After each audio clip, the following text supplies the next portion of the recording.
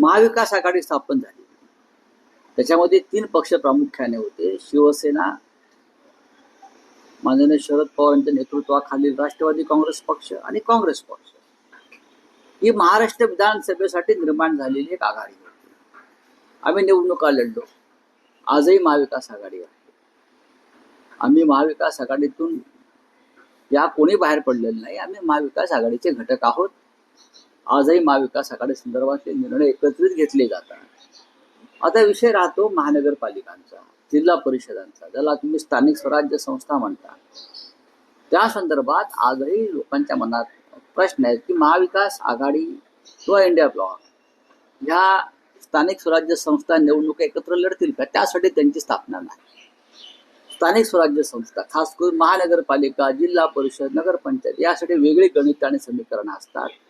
त्यासाठी कधीतरी स्वतंत्रपणे लढावं लागतं, कधी काही स्थानिक आघाड्या कराव्या लागतात.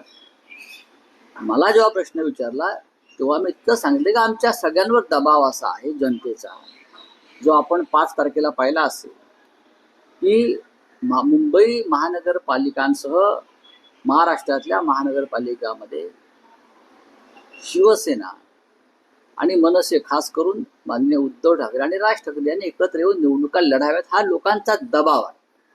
या संदर्भात भविष्यात चर्चा होतील, वेळ आहे अजून. त्याच्यावर त्याचा फार चिंता करण्याचं कारण नाही.